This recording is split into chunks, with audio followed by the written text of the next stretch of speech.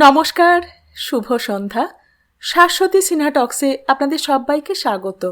আপনারা শুনছেন শরদিন্দু বন্দ্যোপাধ্যায়ের তুঙ্গভদ্রার তীরে। আজ নবম অংশ শুরু করি। তৃতীয় পর্ব 2। রাজা বলিলেন, অর্জুন বর্মা, আজ থেকে তুমি আমার অতিথি নও, তুমি আমার ভৃত্য। তোমাকে আশু গতি দূতের কাজ দিলাম। এও সামরিক কাজ। তোমার গুপ্তবিদ্যা রাজনীতির ক্ষেত্রে অতি মূল্যবান বিদ্যা। এ বিদ্যা গুপ্ত রাখা প্রয়োজন। কেবল মুষ্টিমেয় লোককে তুমি এ বিদ্যা শেখাবে, কিন্তু সে পরের কথা। আর্য লক্ষণ, অর্জুন বর্মার বাসস্থান নির্দেশ করুন। রাজপুরীর কাছে হবে, অথচ গোপন স্থান হওয়া চাই। অর্জুন বর্মা রাজকার্যে নিযুক্ত হয়েছে, এ কথা অপ্রকাশ থাকাই বাঞ্ছনীয়। লক্ষণমল্লভ কেবল ঘাড় নাড়িলেন। অর্জুন যুক্ত করে বলিল, ধন্য মহারাজ, যেখানে আমার বাসস্থান নির্দেশ করবেন সেখানেই থাকব। যদি অনুমতি করেন, আমার বন্ধু বলরামও আমার সঙ্গে থাকবে। বলরামের কথা কি আপনার স্মরণ আছে মহারাজ? রাজা বলিলেন, আছে। আজ আমার সভারোহণের সময় হলো, তুমি যাও। সারা দিন অতিথিশালায় বিশ্রাম করবে। সন্ধ্যার পর তোমার বন্ধুকে নিয়ে এসো, দেখব কেমন তার গূঢ়বিদ্যা। সূর্যোদয় হইয়াছে। মন্ত্রণা গৃহ হইতে বাহির হইয়া অর্জুন অতিথিশালার দিকে চলিল। দেহের স্নায়ুপেশী ক্লান্ত, কিন্তু হৃদয়ের মধ্যে অপূর্ব উল্লাস উচ্ছ্বলিত হইতেছে। দাসী পিঙ্গলা এই কয়েকদিনে বিদ্যুন্মালা ও মণিকঙ্কনার প্রতি আকৃষ্ট হইয়াছে। একটু অবকাশ পাইলেই তাহাদের কাছে আসিয়া বসে, রাজ্যের গল্প করে। রাজার ইঙ্গিতে রাজকুমারীদের মনোরঞ্জন করাও তাহার একটি কর্তব্য হইয়া দাঁড়াইয়াছে। তাই সেদিন কুমারীরা পম্পাপতির মন্দির হইতে ফিরিবার পর সে তাহাদের মহলে আসিয়া মেঝের উপর পা ছড়াইয়া বসিল। প্রকাণ্ড একটা হাঁপ ছাড়িয়া বলিল, বাবা, অর্জুন বর্মা মানুষ নয়, বাজ পাখি। দুই রাজকন্যা চকিতে মুখ ফিরাইলেন। মণিকঙ্কনা বলিল, কে বাজ পাখি, অর্জুন বর্মা? পিঙ্গলা বলিল, হ্যাঁ গো রাজকুমারী, যিনি তোমাদের সঙ্গে এসেছেন। বিদ্যুন্মালার হৃৎপিণ্ড দলিয়া উঠিল। মণিকঙ্কনা বলিল, ও মা, তিনি উড়তেও জানেন? আমরা তো জানি তিনি মাছের মতো সাঁতার কাটতে পারেন। তা তিনি কোথায় উড়ে বেড়াচ্ছেন? পিঙ্গলা গলা একটু হ্রস্ব করিয়া বলিল, কি বলবো রাজকুমারী, সে এক আশ্চর্য ব্যাপার। মহারাজ কাল সকালে তাকে দূত কর্মে পাঠিয়েছিলেন 60 ক্রোশ দূরে। আজ সকালে তিনি কাজ সেরে ফিরে এসেছেন। বলো দেখি রাজকন্যা, এ কি মানুষে পারে? মণিকঙ্কনা বলিল, অমানসিক কাজ বটে। তিনি কি একলা গিয়েছিলেন? পিঙ্গলা হাসিয়া উঠিল, একলা কেন, সঙ্গে অনিরুদ্ধ ছিল, রাজ্যের চঙ্গদূত। অনিরুদ্ধ এখনো ফেরেনি, হয়তো সন্ধেবেলায় ধুকতে ধুকতে ফিরবে। বিদ্যুন্মালার হৃদযন্ত্র যে অস্বাভাবিকভাবে প্রসারিত ও সংকুচিত হইতেছে, তিনি নিঃশ্বাস রোধ করিয়াছেন, তাহা কেহ জানিতে পারিল না। পিঙ্গলা আরও খানিকক্ষণ অর্জুন বর্মার পরাক্রমের কথা আলোচনা করিয়া চলিয়া গেল। মণিকঙ্কনাও কিয়ৎকাল পরে উঠিয়া গেল। রাজার বিরাম কক্ষে উঁকি মারিয়া দেখিতে গেল রাজা সভা হইতে ফিরিয়াছেন কিনা। সে সুযোগ পাইলেই রাজার বিরাম কক্ষের দিকে গিয়া আড়াল হইতে উঁকি ঝুঁকি মারে। বিদ্যুন্মালা একাকিনী বসিয়া রহিলেন। তাহার হৃদয়ে আশা ও আকাঙ্ক্ষার জটিল গ্রন্থি রচনা চলিতে লাগিল। সন্ধ্যার পর রাজার বিরাম কক্ষে দীপাবলি জ্বলিতেছিল। মহারাজ পালঙ্কে সমাসীন, সম্মুখে ভূমির ওপর অর্জুন ও বলরাম। আজ লক্ষণমল্লভ উপস্থিত নাই, সম্ভবত অন্য কোনো কাজে ব্যাপৃত আছেন। পিঙ্গলা এতক্ষণ ঘরে ছিল, রাজার ইঙ্গিতে সরিয়া গিয়াছে। রাজা বলিলেন, বলরাম, তুমি বাংলাদেশের মানুষ? বলরাম করজোড়ে বলিল, আজ্ঞা, রাঢ় বাংলা, বর্ধমান ভুক্তি, নগর বর্ধমান। রাজা কহিলেন, বাংলাদেশে মুসলমান রাজা, তারা অত্যাচার করে? বলরাম বলিল, করে মহারাজ। যারা দুষ্ট তারা স্বভাবের বশে অত্যাচার করে, আর যারা শিষ্ট তারা অত্যাচার করে ভয়ে। ভয়ে অত্যাচার করে? হ্যাঁ মহারাজ, মুসলমানেরা সংখ্যায় মুষ্টিমেয়, হিন্দুরা সংখ্যায় তাদের শতগুণ, তাই তারা মনে মনে ভয় পায় এবং সেই ভয় চাপা দেবার জন্য অত্যাচার করে। তুমি যথার্থ বলেছ, সকল অত্যাচারের মূলে আছে ষড়রিপু এবং ভয়। তুমি দেখছি বিচক্ষণ ব্যক্তি, তোমার গুপ্তবিদ্যা কিরূপ আমাকে শোনাও। মহারাজ, আমি কর্মকার, লোহার কাজ করি, সকল রকম লোহার কাজ জানি, এমনকি কামান পর্যন্ত ঢালাই করতে পারি। সে আর নূতন কি, বিজয়নগরে শত শত কর্মকার কামান নির্মাণে নিযুক্ত আছে।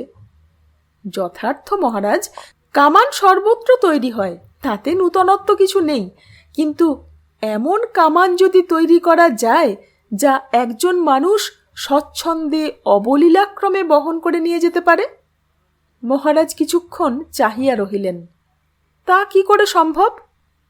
বলরাম বলিল, আর্য, যুদ্ধের জন্য যে কামান তৈরি হয় তা অতি গুরুভার, তাকে এক স্থান থেকে অন্য স্থানে নিয়ে যাওয়া মহা শ্রমসাধ্য ব্যাপার। 50 জন লোক মিলে গো শকটে তুলে তাকে নিয়ে যেতে হয়। বিজয়নগরের মতো পার্বত্য দেশে কামান যুদ্ধক্ষেত্রে নিয়ে যাওয়া আরও কষ্টসাধ্য কার্য। তাই এমন কামান দরকার যা প্রত্যেক সৈনিক ভল্লের মতো করে হাতে করে নিয়ে যেতে পারে। রাজা বলিলেন, কিন্তু সেরূপ কামান কি তৈরি করা যায়? বড় কামান ঢালাই করা যায়, মাঝারি পিতলের কামানও ঢালাই করা হয়, কিন্তু একজন মানুষ বহন করে নিয়ে যেতে পারে এমন কামানের কথা শুনিনি। বলরাম বলিল, আর্য, কামানের রহস্য তার নালিকার মধ্যে। বড় নালিকা ঢালাই করা সহজ, কিন্তু অতি ক্ষুদ্র এবং লঘু নালিকা তৈরি করা কঠিন। কঠিন, কিন্তু অসম্ভব নয় মহারাজ। যদি সম্ভব হয় তাহলে আধুনিক যুদ্ধের ধারা একেবারে পরিবর্তিত হয়ে যাবে। তীরন্দাজ সেনার আর প্রয়োজন হবে না। তুমি দেখাতে পারো? পারি মহারাজ। দ্বারের প্রহরিণী আমার থলি কেড়ে নিয়েছে, আজ্ঞা দিন থলিটা নিয়ে আসুক। রাজার আদেশে প্রহরিণী বলরামের থলি দিয়া গেল। বলরাম থলি হইতে একটি লৌহ যষ্টি বাহির করিয়া রাজার হাতে দিল। রাজা অভিনিবেশ সহকারে সেটি নাড়িয়া চাড়িয়া দেখিলেন, এক বিতস্তি দীর্ঘ বেনু বংশের ন্যায় গোলাকৃতি লৌহ যষ্টি, কিন্তু দণ্ড নয়, নালিকা, তাহার অন্তর্ভাগ শূন্য এবং মসৃণ। রাজা বিস্মিত হইয়া বলিলেন, এ তো দেখছি লৌহ নালিকা। এত সরু নালিকা তুমি নির্মাণ করলে কি করে? বলরাম স্মিত মুখে হাত জোড় করিয়া বলিল, আর্য, ওইখানেই আমার গুপ্তবিদ্যা। আমি সরু নল তৈরি করার কৌশল উদ্ভাবন করেছি। রাজা নালিকাটিকে আরও খানিকক্ষণ দেখিলেন, বলিলেন, তারপর বলো। বলরাম বলিল, শ্রীমন, কামান নির্মাণের মূল রহস্য নালিকা নির্মাণ। নালিকা তৈরি হলে বাকি সব উপসর্গ অতি সহজ। দেখুন, এই নালিকা দিয়ে অতি সহজেই ক্ষুদ্র কামান রচনা করা যায়। প্রথমে নলের এক প্রান্ত লোহার আবরণ দিয়ে বন্ধ করে দেব, তাতে কেবল একটি সূচি প্রমাণ ছিদ্র থাকবে। তারপর নলের মধ্যে বারুদ ভরব, পিছনের ছিদ্রপথে বারুদ একটু বেরিয়ে আসবে, তখন সেই ছিদ্রের বেরিয়ে আসা বারুদে আগুন দিলেই কামান ফুটবে। প্রক্রিয়া বোঝাতে পেরেছি কি মহারাজ? রাজা আরও কিছুক্ষণ নলটি নাড়িয়া চাড়িয়া বলিলেন, বুঝেছি, কিন্তু পরিপূর্ণ যন্ত্রটি কেমন হবে এখনো ধারণা করতে পারছি না। তুমি তৈরি করে আমাকে দেখাতে পারো? পারি মহারাজ, 2-4 দিন সময় লাগবে। তাতে ক্ষতি নেই, তুমি যন্ত্র প্রস্তুত করো। যদি সম্পূর্ণ যন্ত্রটি যুদ্ধে ব্যবহারের উপযোগী হয়। এই সময় ধননায়ক লক্ষণ উপস্থিত হইলেন। রাজা তাহাকে বলিলেন, আর্য লক্ষণ, এদের বাসস্থান নির্দেশের কি ব্যবস্থা করলেন? লক্ষণ মল্লব বলিলেন, পুরো ভূমির মধ্যে বাড়ি হলো না, ওদের গুহায় থাকার ব্যবস্থা করেছি। গুহায়? কোন গুহায়? রাজ অবরোধের দক্ষিণ প্রান্তে কমলা সরোবরের অদূরে সংকেত গুহা নামে যে গুহা আছে, তাতেই ওদের বাসস্থান নির্দেশ করেছি। গুহাটি নির্জন, ওদিকে লোক চলাচল নেই। ওরা আরামে থাকবে, রাজার হাতের কাছে থাকবে, অথচ বাইরের লোকের দৃষ্টি আকর্ষণ করবে না। রাজা বলিলেন, ভালো, আজ থেকে ওরা গুহাবাসী হোক, কিন্তু গৃহের আরাম থেকে যেন বঞ্চিত না হয়। বলরামের বোধহয় কিছু যন্ত্রপাতির প্রয়োজন হবে। বলরাম বলিল, আর সব যন্ত্রপাতি আমার আছে মহারাজ, কেবল একটি ভস্ত্রা হলেই চলবে। লক্ষণ মল্লব সাম্প্রতিক ঘটনা জানেন না। তিনি বলরামের প্রতি কৌতূহলী দৃষ্টি নিক্ষেপ করিয়া বলিলেন, ভস্ত্রা পাবে। এখন অনুমতি করুন মহারাজ, এদের গুহায় পৌঁছে দিই। রাজা লৌহ নালিকাটি বলরামকে প্রত্যর্পণ করিয়া বলিলেন, আপনি বলরামকে নিয়ে যান, অর্জুন বর্মার সঙ্গে আমার কিছু কথা আছে। বলরামকে লইয়া মন্ত্রী চলিয়া গেলেন। রাজা অর্জুনের দিকে গম্ভীর দৃষ্টিতে চাহিয়া বলিলেন, অর্জুন বর্মা, একটা দুঃসংবাদ আছে। তোমার পিতার মৃত্যু হয়েছে। অর্জুন দাঁড়াইয়াছিল, ধীরে ধীরে বসিয়া পড়িল। সংবাদ কিছু অপ্রত্যাশিত নয়, এই আশঙ্কাই সে দিনের পর দিন মনের মধ্যে পোষণ করিতেছিল। তবু তাহার কণ্ঠের স্নায়ুপেশী সংকুচিত হইয়া তাহার কণ্ঠ রোধের উপক্রম করিল। হৃদযন্ত্র পঞ্জরের মধ্যে ধকধক করিতে লাগিল। চিন্তা করিবার শক্তি ক্ষণকালের জন্য লুপ্ত হইয়া গেল। কেবল মস্তিষ্কের মধ্যে একটা আর্ত চিৎকার ধ্বনিত হইতে লাগিল, পিতা, পিতা। রাজা তাহার অবস্থা দেখিয়া সদয় কণ্ঠে বলিলেন, অর্জুন বর্মা, তোমার পিতা ক্ষত্রিয় ছিলেন। তিনি গৌরবময় মৃত্যুবরণ করেছেন, ধর্মের জন্য প্রাণ দিয়েছেন। এইবার অর্জুনের দুই চক্ষু ভরিয়া অশ্রুর ধারা নামিল। সে রুদ্ধ কণ্ঠে কেবল একটি শব্দ উচ্চারণ করিল, কবে? রাজা বলিলেন, 11 দিন আগে। ম্লেচ্ছরা তাকে গোমাংস খাইয়ে ধর্মনাশের চেষ্টা করেছিল। তিনি অনশনে প্রাণত্যাগ করেছেন। তুমি এখন যাও, আজ রাত্রিটা অতিথিশালাতেই থেকো। রাত্রে পিতাকে প্রাণ ভরে স্মরণ করো। কাল তোমার পিতৃশ্রাদ্ধের আয়োজন করব আমি। এসো বৎস। অর্জুন যখন সভাগৃহের প্রাঙ্গণে আসিয়া দাঁড়াইল, তখন চারিদিকে অন্ধকার জমাট বাঁধিয়াছে। নগর প্রায় নিষ্প্রদীপ। বাষ্পাকুল চোখে আকাশের পানে চাহিয়া তাহার মনে হইল, জগতে সে একা, নিঃসঙ্গ। তাহার হৃদয়ও শূন্য হইয়া গিয়াছে। 3 2 দিন পরে মহারাজ দেবরায় সীমান্ত সেনা পরিদর্শনে বাহির হইলেন, সঙ্গে পিঙ্গলা এবং 5 জন পাচক। দেহরক্ষী রূপে চলিল 1,000 তুরানী ধনুর্ধর। রাজা রাজ্যের উত্তর সীমান্তের এক প্রান্ত হইতে অন্য প্রান্ত পর্যন্ত পরিদর্শন করিবেন। ন্যূনাধিক 1 পক্ষকাল সময় লাগিবে। ইতিমধ্যে ধননায়ক লক্ষণ মল্লব একান্ত অনাড়ম্বরভাবে রাজ্য পরিচালনার ভার নিজ হস্তে তুলিয়া লইয়াছেন। কুমার কম্পনদেবের ইচ্ছা ছিল রাজার অনুপস্থিতি কালে তিনি রাজপ্রতিভু হইয়া রাজকার্য চালাইবেন, কিন্তু রাজা তাহাকে ডাকিলেন না। এত অল্প সময়ের জন্য শূন্যপাল নিয়োগের প্রয়োজন হয় না, মন্ত্রী কাজ চালাইয়া লইতে পারেন। কুমার কম্পনের বিষয় জর্জরিত মন আরও বিষাক্ত হইয়া উঠিল। কুমার কম্পনের নূতন গৃহ সম্পূর্ণ হইয়াছে, তাহাতে নানা প্রকার মহার্ঘ সাজসজ্জা বসিয়াছে, কিন্তু এখনও তিনি গৃহপ্রবেশ করেন নাই। তাহার প্রকাশ্য অভিপ্রায় রাজা প্রত্যাগমন করিলে রাজাকে এবং রাজ্যের গণ্যমান্য রাজপুরুষদের প্রকাণ্ড ভোজ দিয়া গৃহপ্রবেশ করিবেন। এই অভিপ্রায়ের পশ্চাতে যে কুটিল এবং দুঃসাহসিক অভিসন্ধি আছে, তাহা তিনি হাস্যমুখে আবৃত করিয়া রাখিয়াছেন। অর্জুন ও বলরাম গুহা মধ্যে অধিষ্ঠিত হইয়াছে। অতিথিশালা হইতে গুহায় স্থানান্তরিত হইয়া কিন্তু তাহাদের সুখ স্বাচ্ছন্দ্যের তিলমাত্র হানি হয় নাই। বিজয়নগরের সর্বত্র তথা রাজপুরভূমির মধ্যে ছোট ছোট পাহাড় আছে। পাহাড় না বলিয়া তাহাদের শিলাস্তূপ বলিলেই ভালো হয়। সর্বত্র দেখা যায় বলিয়া কেহ এগুলিকে বিশেষভাবে লক্ষ্য করে না। অনেক শিলাস্তূপের অভ্যন্তরে নৈসর্গিক কন্দর আছে।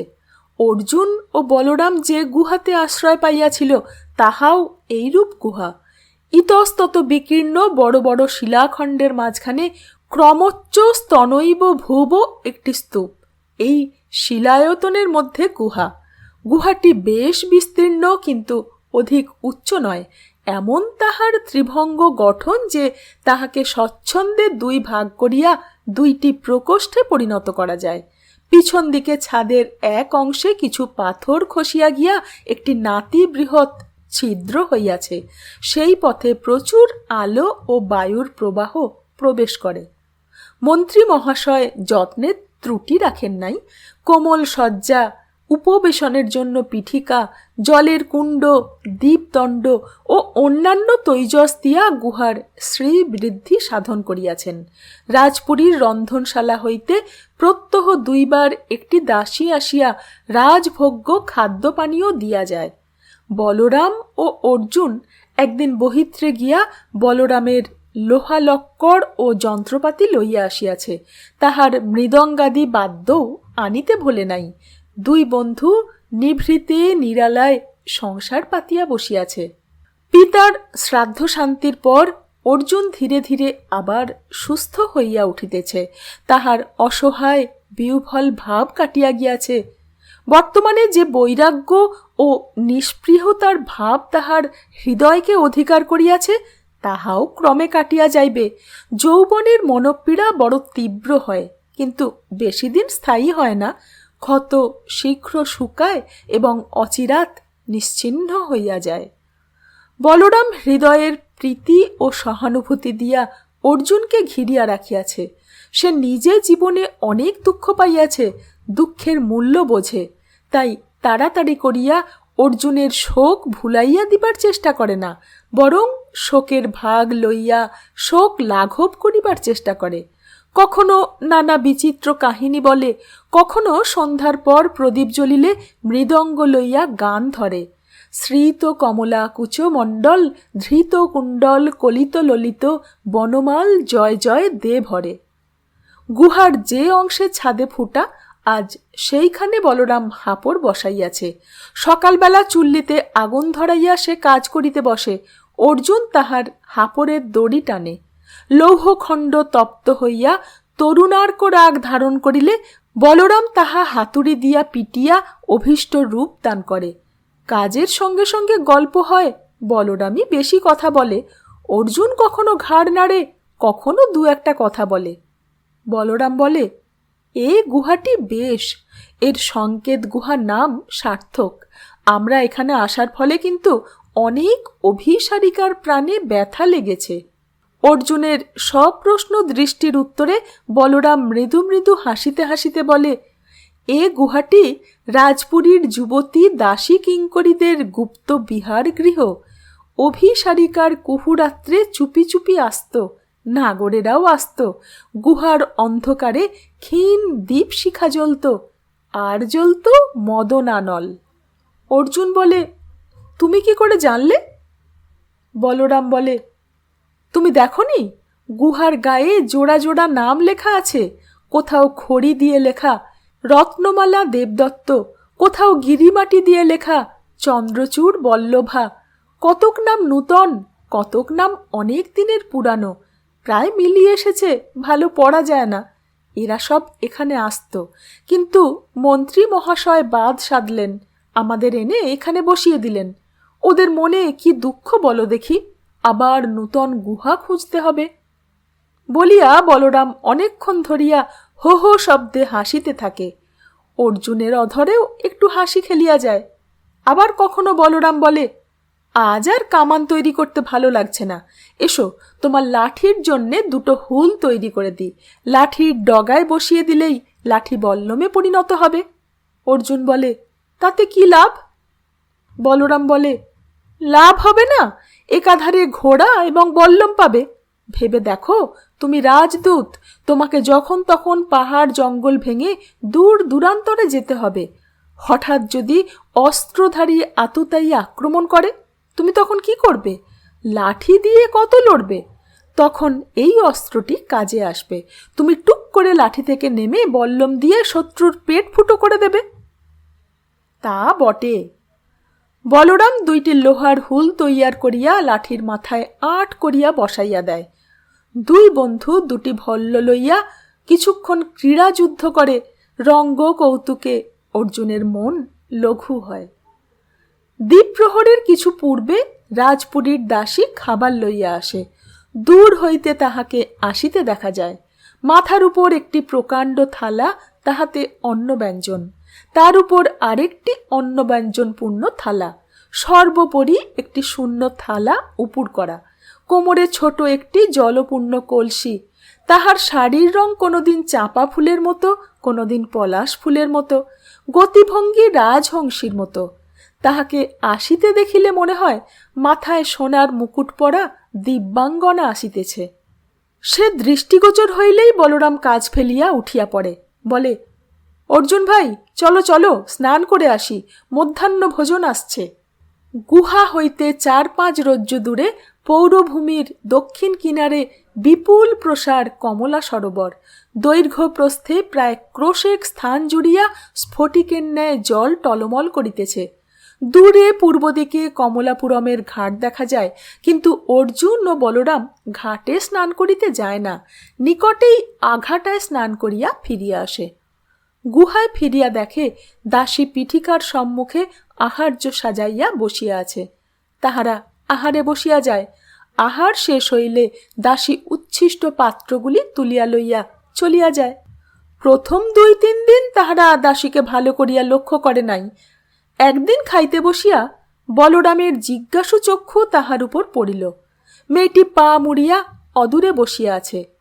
তাহার বয়স অনুমান 20-21, কচি কলাপাতার মতো স্নিগ্ধ দেহের বর্ণ, ঊর্ধ্বাঙ্গে কাঁচুলি ও উত্তরীয়, নিম্নাঙ্গে উজ্জ্বল পীত বসন, মধ্যে ডমরুর ন্যায় কোটি উন্মুক্ত, মুখখানি কমনীয়, টানা টানা চোখ, অধর ঈষৎ স্ফুরিত, মুখের ভাব শান্ত এবং সংযত, যেন দর্শকের দৃষ্টি হইতে নিজেকে সরাইয়া রাখিতে চায়।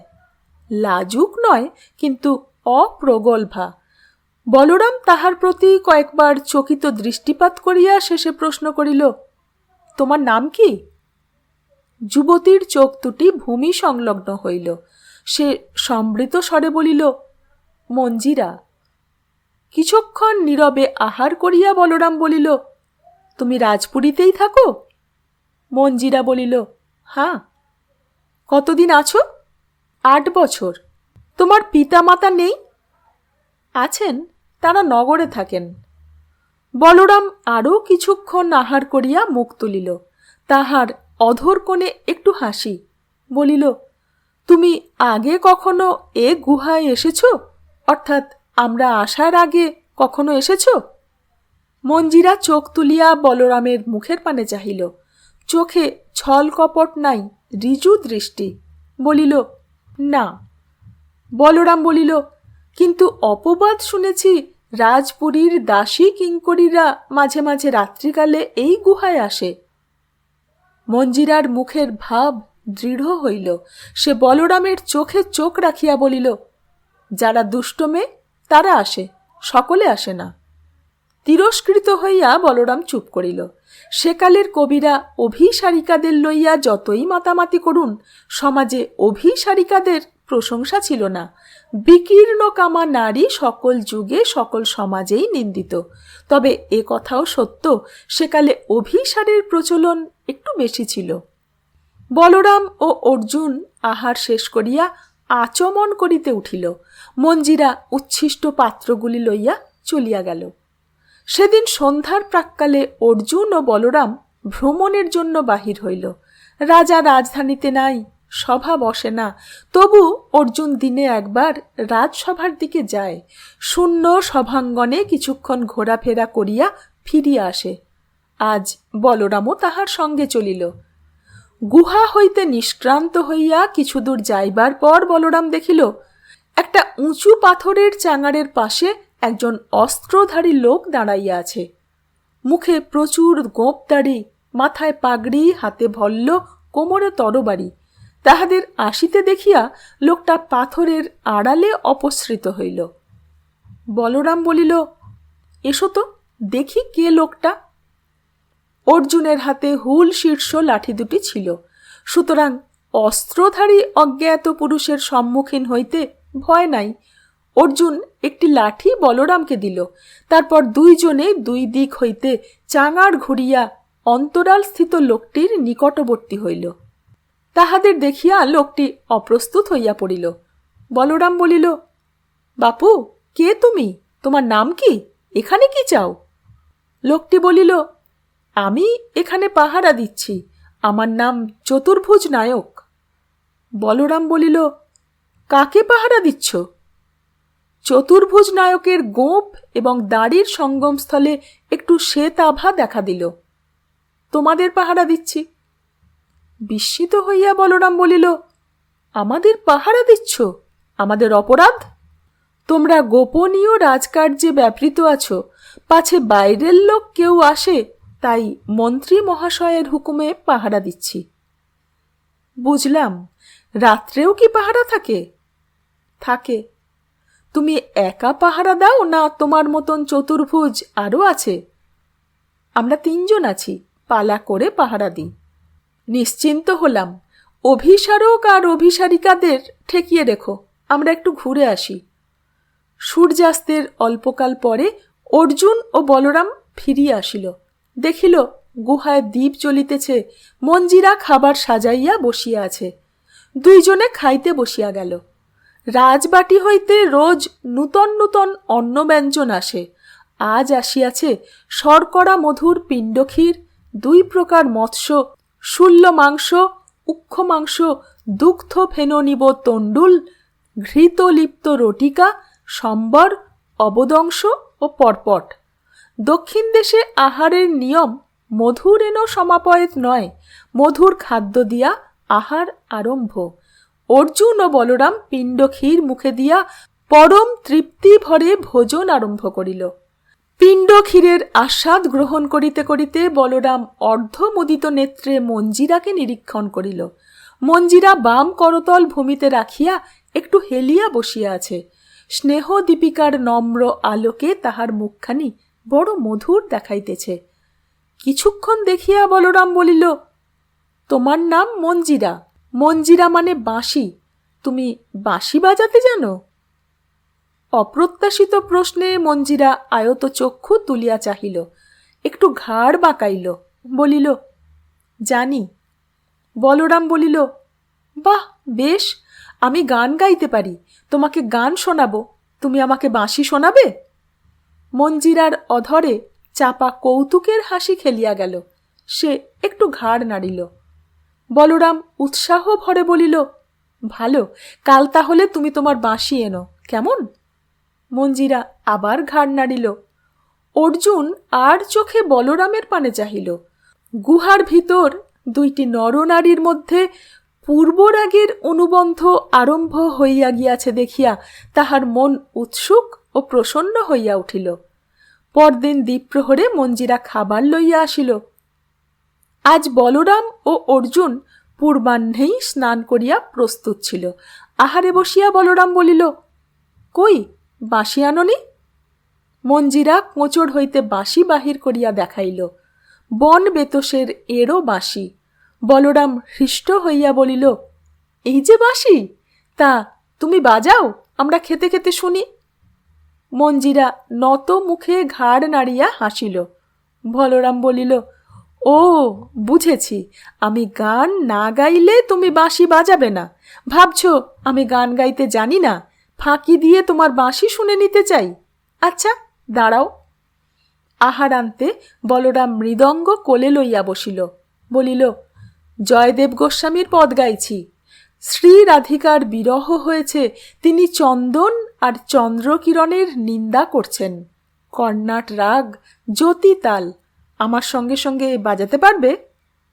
মঞ্জিরা উত্তর দিল না, বাঁশিটি হাতে লইয়া অপেক্ষা করিল।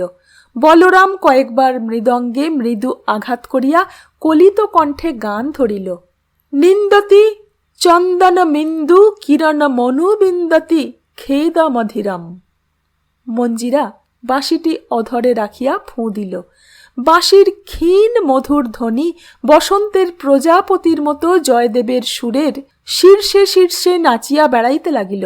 বলরাম গান গাহিতে গাইতে মঞ্জিরার চোখে চোখ রাখিয়া চমৎকৃত হাসি হাসিল। সা বিরহে তব দিনা মাধব মনসিজ বিশিখ ভয়া দিব ভাবনায়াত্তয়ী লীনা। দুজনের চক্ষু পরস্পর নিবদ্ধ, কিন্তু মন নিবদ্ধ সুরের জালে। মোহময় সুর, কুহকময় শব্দ সঙ্গীতের স্রোতে আশ্লিষ্ট হইয়া দুজনে একসঙ্গে ভাসিয়া চলিয়াছে। 2 দণ্ড পরে গান শেষ হইল। মৃদঙ্গ নামাইয়া রাখিয়া বলরাম গদগদ স্বরে বলিল, ধন্য, তুমি এত ভালো বাঁশি বাজাও, আমি ভাবতেই পারিনি। আমার গান কেমন শুনলে? মঞ্জিরা সলজ্জ স্বরে বলিল, ভালো। বলরাম হঠাৎ বলিল, ভালো কথা, তোমার খাওয়া হয়েছে? মঞ্জিরা মাথা নাড়িয়া বলিল, না। বলরাম বিব্রত হইয়া পড়িল, এখনো খাওনি? গান বাজনা পেলে বুঝি খাওয়া দাওয়ার কথা মনে থাকে না? এ কি অন্যায় কথা! যাও যাও, খাও গিয়ে। কাল যখন আসবে খাওয়া দাওয়া সেরে আসবে, কেমন? মঞ্জিরা চলিয়া যাইবার পর বলরাম শয্যা পাতিয়া শয়ন করিল। অর্জুনও নিজের শয্যা পাতিল। বলরাম কিছুক্ষণ সুপারি চর্বণ করিয়া বলিল, মঞ্জিরা মেয়েটা ভারী সুশীলা। অর্জুন হাসি দমন করিয়া বলিল, তা তো বুঝতেই পারছি। বলরাম সন্দিগ্ধভাবে তাহার দিকে ঘাড় ফিরাইল, বলিল, কি করে বুঝলে? অর্জুন বলিল, বাঁশি বাজাতে পারে। বলরাম এবার হাসিয়া উঠিল, সেজন্যে নয়, মেয়েটার শরীরে রাগ নেই আর খুব কম কথা কয়। যে মেয়ে কম কথা কয় সে তো রমণী রত্ন। অর্জুনের মনে পড়িল বলরামের পূর্বতন স্ত্রী মুখরা ও চণ্ডী ছিল। অর্জুন শয্যায় শয়ন করিয়া বলিল, তা বটে। অতঃপর মঞ্জিরা আসে যায়। দ্বিপ্রহরে বলরামের সঙ্গে 2 দণ্ড বাঁশি বাজাইয়া 3য় প্রহরে ফিরিয়া যায়। রাত্রে কিন্তু বেশিক্ষণ থাকে না। আহার শেষ হইলে পাত্রগুলি তুলিয়া লইয়া চলিয়া যায়। বলরামের সহিত তাহার আন্তরিক বন্ধন ঘনিষ্ঠ হইতেছে। সঙ্গীতের বন্ধন, নাগপাশের বন্ধন, দুজনকে পাকে পাকে জড়াইয়া ধরিয়াছে। তবু বলরাম সাবধানী লোক। সে জানিয়া লইয়াছে যে মঞ্জিরা অনূঢ়া। পরকীয়া প্রীতি যে অতি গর্হিত কার্য, তাহা তাহার অবিদিত নাই। এইভাবে দিন কাটিতেছে। বলরাম কামানটি সম্পূর্ণ করিয়াছে, কিন্তু রাজা প্রত্যাবর্তন না করা পর্যন্ত কিছু করণীয় নাই। কৃষ্ণপক্ষ কাটিয়া শুক্লপক্ষ আরম্ভ হইয়াছে। সন্ধ্যার পর 2 বন্ধু গুহার বাহিরে দাঁড়াইয়া তরুণী চন্দ্রলেখার পানে চাহিয়া থাকে। চন্দ্রলেখা দিনে দিনে পরিবর্ধমানা। একদিন এই নিস্তরঙ্গ জীবনযাত্রার মধ্যে এক বিচিত্র অপ্রাকৃত ব্যাপার ঘটিল। দিনটা ছিল শুক্লপক্ষের ষষ্ঠী কি সপ্তমী তিথি। সন্ধ্যার পর যথারীতি আহার সমাপন করিয়া বলরাম ও অর্জুন শয্যায় শয়ন করিয়াছিল। মঞ্জিরা চলিয়া গিয়াছে। দ্বীপের শিখাটি তৈলাভাবে ধীরে ধীরে ক্ষুদ্র হইয়া আসিতেছে। বলরাম আলস্য ভরে জৃম্ভন ত্যাগ করিয়া বলিল, কামানটা পরীক্ষা করে দেখতে হবে ঠিক হলো কিনা, কাল প্রত্যুষে বেরুব। অর্জুন বলিল, বেশ তো, কোথায় যাবে? কোনো নির্জন স্থানে, যাতে শব্দ না শোনা যায়। আজ ঘুমিয়ে পড়ো, শয়নে পদ্মনাভঞ্চ। কিন্তু নিদ্রাকর্ষণের পূর্বেই বাধা পড়িল। গুহার মুখের কাছে ধাবমান পদশব্দ শুনিয়া দুজনেই তড়িতে শয্যায় উঠিয়া বসিল। গুহার রন্ধ্রমুখে ধূম্রাকার ছায়া পড়িল। একটি কম্পিত কণ্ঠস্বর শোনা গেল, অর্জুন ভদ্র। বলরাম ভদ্র? অর্জুন গলা চড়াইয়া হাঁক দিল, কে তুমি? আমি চতুর্ভুজ নায়ক। দুজনে উঠিয়া দাঁড়াইল। বলরাম বলিল, চতুর্ভুজ, ভিতরে এসো, কি সমাচার? প্রহরী চতুর্ভুজ তখন গুহায় প্রবেশ করিয়া আলোকচক্রের মধ্যে দাঁড়াইল। দেখা গেল তাহার চক্ষু ভয়ে গোলাকৃতি হইয়াছে, দাড়ি গোঁপ রোমাঞ্চিত। সে থরথর স্বরে বলিল, হুক্কবুক্কো। হুক্কবুক্কো? সে কাকে বলে? চতুর্ভুজ তখন স্খলিত স্বরে যথাসাধ্য বুঝাইয়া বলিল, রাজবংশের প্রবর্তক হরিহর ও বুক্কের প্রেতাত্মা দেখা দিয়াছেন। তাহারা গুহার বাহিরে অনতি দূরে পদচারণ করিতেছেন। চতুর্ভুজ প্রথমে তাহাদের মানুষ মনে করিয়া সম্বোধন করিয়াছিল, কিন্তু তাহারা মানুষ নয়, প্রেত। চতুর্ভুজের সম্বোধন অগ্রাহ্য করিয়া ঘুরিয়া বেড়াইতেছেন। শুনিয়া অর্জুন লাঠি দুটি হাতে লইল, বলিল, চলো দেখি। চতুর্ভুজ মাটিতে বসিয়া পড়িয়া বলিল, আমি আর যাব না, তোমরা যাও। দুই বন্ধু গুহা হইতে বাহির হইয়া এদিক ওদিক চাহিল।